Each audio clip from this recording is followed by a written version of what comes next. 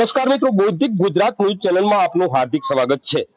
સોયગામ તાલુકાનું રડકા ગામ કહેવામાં આવે છે, ત્યાં અમે એક પૂરા ગામની મુલાકાત લીધી છે। ત્યાં પાણીનો પ્રોબ્લેમ છે, તો પીવાનું પૂરતું પાણી મળતું નથી। તો અમે આ જે અહીંની જનતા છે રડકા ગામની, તેમની મુલાકાત લીધી છે। શું વડીલ નામ છે? મારું નામ પટેલ લાલજીભાઈ રામજીભાઈ। જી, હું રડકાનો વતની છું। લગભગ 1.5 મહિનાથી પાણીનો બહુ જ પ્રોબ્લેમ છે। પાણી અમારા ઘર સુધી તો ચડતું જ નથી અને ગામમાં લોકો 80% લોકો પાણી માટે વલખા મારે છે। જો આવી રીતે અધિકારીઓ જવાબદાર છે કે કોણ જવાબદાર છે ખબર જ પડતું નથી। હવે પીવાના પાણીના ફાફા ને નાવા ધોવાની તો વાત મૂકી દો તમે। જી, તો અત્યારે જે પીવાનું પાણી છે તે ક્યાંથી લાવો છો? અમે ગામના જે લોકો પાસે બોર છે એમના ટેન્કર લાવીએ છીએ। એક ટેન્કર દીઠ 700 રૂપિયા લે છે અને 700 પીવાનું પાણી ન હોવાના કારણે તો પાણીની જરૂરિયાત તો બધે પડવાની છે, એટલે અમે વેચાતું પાણી નખાઈએ છીએ। અને વેચાતું પાણી કઈ દરરોજ કઈ અઠવાડિયે 4 દાડે 5 દાડે કે 10 દાડે કઈ અમને વેચાતું પાણી લેવાનું, તો આ સરકાર કે જે તે અધિકારીઓ અમને પાણી પૂરું પાડતા નથી। તો એના માટે આ પરિસ્થિતિ બહુ કઠોર પરિસ્થિતિ છે અને આવી પરિસ્થિતિ સહન કરી દેવાય નહીં। એટલે મારો અવાજ છે સરકાર સુધી પહોંચે ને હું ઈચ્છું છું। જી, શું મારું નામ છે આપનું? મારું નામ શું છે આપનું? લલેખા। પાણી પીવાનું આવે છે કે નથી આવતું? નથી આવતું। નથી આવતું। ક્યાંથી લાવો અત્યારે પીવા માટે પાણી?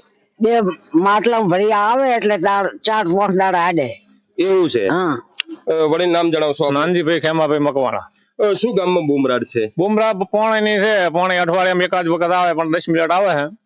એમાં અમુક ઊંચાણ વાળા ઘરો છે એમાં પગતો નહીં, નીચાણ વાળા ઘરો છે અમુક ને મોટર હોય, અમુક ને હેડપંપ। તો અત્યારે નંદજીભાઈ પીવાનું પાણી ક્યાંથી લાવો છો? અમે તો હવે આમાં અમુક બોર હોય, બોર થી એકાદ કાર્બો બાઇક ઉપર ભરી લાવીએ, એમાંથી અઠવાડિયું ચલાવીએ।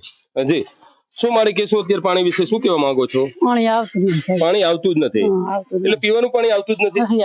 એક માટલું ભરાય છે 3 દાડા 4 દાડા હેડાડા। હા, તો અત્યારે લાવવું હોય તો પીવા માટે ક્યાંથી બોરે થી લેવા લાવવું પડે, બોર દૂર થી લાવવું પડે છે પાણી? પાણી લાવવું પડે કે ટેન્કર ની વ્યવસ્થા બીજી કઈ નથી? ટેન્કર ગામમાં પૈસા હોય તો આવે, ના પૈસા હોય તો ના આવે। મારી નામ બોલો તમારું? મારું નામ રતુબેન। શું નામ છે? રતુબેન। શું પ્રોબ્લેમ છે તમારે? પાણી નથી આવતું, બીજું શું? તો ગામમાં આજુબાજુ ક્યાંય નથી આવતું? ક્યાંય નથી આવતું પાણી? ક્યાંય નથી આવતું। છેક હમણાં આખે બોરે થી લેવા છેક આમ આગેથી? કેટલે દૂર થી લાવો છો? 1 કિલોમીટર થી પાણી લાવો છો? બોલો, આપ બોલો, નામ બતાવો આપનું? પાણીબેન। પાણીબેન, તો શું આ બધા ગુમરાડ કરે છે? પાણી પાણી પાણી શું છે? પાણી નહીં આવતું। પાણી નથી આવતું? એટલે કયું પાણી નથી આવતું? પીવાનું। તો ઘર ઘર નળ તો નાખી છે કે એવું આવે તો આવતું નથી? ઘરો ઘર નળ નાખેલા છે, પાણી નથી આવતું? પાણી નથી આવતું। હા, મારી નામ બોલજો તમારું? મારું નામ લક્ષ્મીબેન। લક્ષ્મીબેન, મારી કેટલી ઉંમર છે તમારી? મારે 70 માં 2 વર્ષ। તમારે કેટલા દીકરા છે? દીકરો એક હતો, ઓફ થઈ ગયો। તો અત્યારે તમે વિધવા છો ને? તો મારી તમારે પીવા માટે પાણી ક્યાંથી લાવવું પડે? ક્યાંથી લાવવા? તો શું કરો તમે? હમણે તો ઈ બોટલ લાવીને પીઓ છો, વેચાતી બોટલ લાવીને તમે પાણી પીવો છો? તો આ પૂરતું પાણી નથી? ના, નથી મળતું। રડકા ગામના લોકો એવું જણાવે છે મીડિયા સમક્ષ કે પૂરતું પાણી મળતું નથી, વેચાતું પાણી લાવીએ પણ અમે 10 રૂપિયા 20 રૂપિયાની બોટલ ખરીદી અને એ પાણી પીને અમે દિવસો કાઢ્યા છે। અત્યારે ઘરો ઘર નળ નાખેલા છે પણ છતાં પૂરતું પાણી પીવાનું મળતું નથી। ઓકે, હું રડકા ગામ, તાલુકો સોયગામ, જિલ્લો બનાસકાંઠાનો વતની છું। અમારા ગામમાં પાણીનો બહુ જ પ્રશ્ન છે। લોકોને પીવા માટે પણ પૂરતું પાણી મળતું નથી અને જે પટાસણાથી રડકા સુધીની જે લાઈન છે એનાથી સંપમાં પાણી જ નથી આવતું અને એના કારણે ગામના લોકો પાણી માટે વલખા મારે છે। અમારે પાણી જોઈતું હોય તો અમારે સેપરેટ પોતાના ખર્ચે ટેન્કરો નખાવવા પડે છે, પણ સરકારની રીતે તો અમને પાણી મળવું જોઈએ ને। તો ટોટલી રીતે જે અમને કાયદેસર પાણી સરકાર તરફથી અથવા જે તે અધિકારીઓ તરફથી લોકો ટાઈમ દરો રાખે છે, કરોડો રૂપિયાના પૈસા લઈ લે છે, પ્રજા સુધી પાણી પહોંચતું નથી। હવે આના માટે કોણ જવાબદાર એ જે તે વ્યક્તિએ જોવું પડે। એટલે અમારા મેઇન વાત અમને એમ છે કે બનાસકાંઠાના સરહદ વાળા વિસ્તારમાં અમે રહીએ છીએ।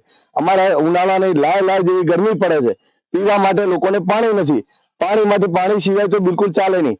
પાણી જળ એ જ જીવન છે, એટલા માટે અમને ગમે તે સગવડ કરી અને અમારે ઘર સુધી પાણી પહોંચે એવું સગવડ કરવી જોઈએ। અને લાઈનો નાખેલી છે, એ પ્રકારની લાઈનો નાખેલી છે કે જે લોકો ટેકરા ઉપર છે ઘર, એમને તો પાણી બિલકુલ ટીપું આવતું નથી। નીચાણા વાળા વિસ્તારના વડે કોઈને માટલું 2 માટલા ભરાય પણ પાણી વગર ચાલે નહીં। એટલે પાણી પૂરતું મળે એવી સરકારને અધિકારીઓને મારું નિવેદન છે કે પૂરતું પ્રમાણમાં પાણી મળવું જોઈએ. પાણી વગર ચાલે નહીં. જે વડીલ, તો અત્યારે તમે પીવાનું પાણી ક્યાંથી લાવો છો? અમે અત્યારે હાલ જો અમારે આજુબાજુના ખેતરોમાં જ્યાં બોર હોય એને એ લોકો ટેન્કરના 700 રૂપિયા લે છે. એ ટેન્કર દ્વારા નખાવીએ એટલે પાણી એ પાણી પૂરતા પ્રમાણે જોઈએ એવું મીઠું પાણી મળતું નથી. અમારા ક્ષાર વાળું પાણી છે, તો સરકાર તરફથી જે મીઠું પાણી મળતું જોઈએ અમારે પાણી તો જોઈએ ને. એટલે એ સગવડ સરકાર કરે, અધિકારીઓ કરે એવી એમને મારે નમ્ર અરજ છે. જ્યાં ત્યાં ફોલ્ટ હોય, હું નથી કહેતો કોનો ફોલ્ટ છે, જ્યાં ફોલ્ટ હોય ત્યાં શોધી અમારા પ્રશ્નોનું નિરાકરણ થાય એવું હું સર્વે પાયે એવી માંગણી કરું છું. ઓકે.